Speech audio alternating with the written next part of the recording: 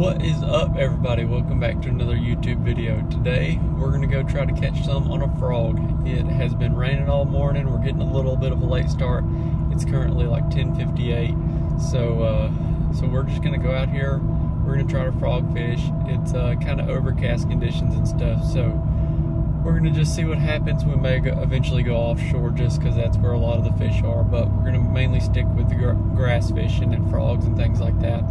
You know, just picking it apart. There are tons and tons of grass growing right now, so it's going to be really just finding those certain key areas. But anyways, I hope you guys enjoy. I hope y'all have a great weekend. I hope it's filled with tons of fish catches, and you know, just enjoy this video because it's going to be a fun one, hopefully, if we can get on some big fish.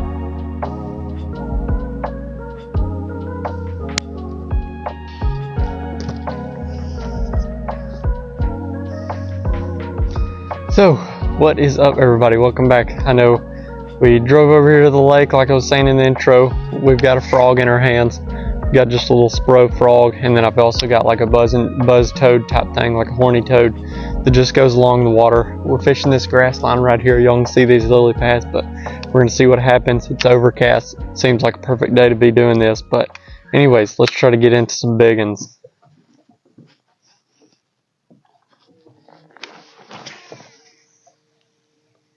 I fished this spot the other day and caught some pretty nice ones. This has been a pretty high percentage spot that we've been fishing here with just these lily pads, and there's some isolated grass out here in the middle that these fish seem to hold on. You know, when you're frog fishing, you really want to look for those spots, you know, that are kind of off the wall for the people. You know, I know not everybody knows how to frog fish or anything about it, so I'll try to, you know, give some information for the people who have never done it, and also give some information for the people who've been doing it a lot longer than I have. But you've got this out here, so you've got the lily pads. You've also got a different type of grass.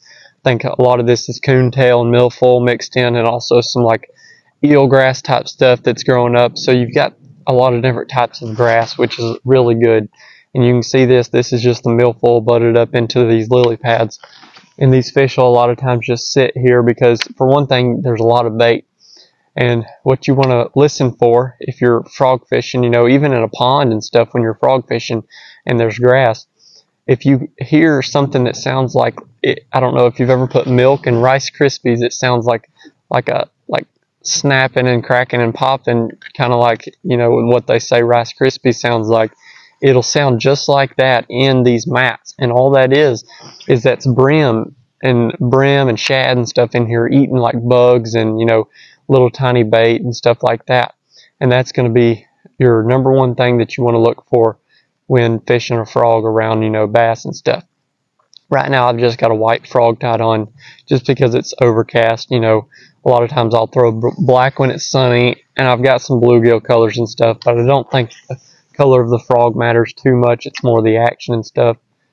I've got just this pointed nose frog on. So a lot of times I'll throw the the spro popping frog, the hollow body popping frog, but I'm just going to try this and experiment with this for a little bit. I don't throw these as much. So, or like an orange traffic cone actually that somebody put there, and right there is where the river is. So you've got like 4 foot here, but you've also got, you know, 10, 11, 12 foot right there, and there's just a intersection that runs across here, and a lot of those fish use that to travel up and down the river here, because the whole other lake is up there, and then this is up the river here. So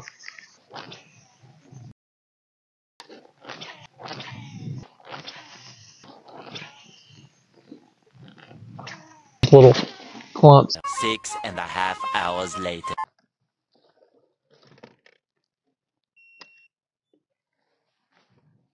Okay, so we have completely changed gears today. We started off grass fishing, as y'all saw, frog fishing and stuff. Now we are out offshore in 20 foot of water. But guess what? We're still grass fishing because there's some isolated grass and stuff around here. That's what we're going to be looking for. Just bait roaming around and stuff like that. But we're going to give it our best. We're going to be anywhere from 20 to 15 foot of water. I'll kind of walk through it if we catch anything. Hopefully we can get on some bites out here. Probably just going to stay out here until we do get a bite, because I know there's fish out here. But anyways, let's get started. I'm going to start off with just a crankbait here.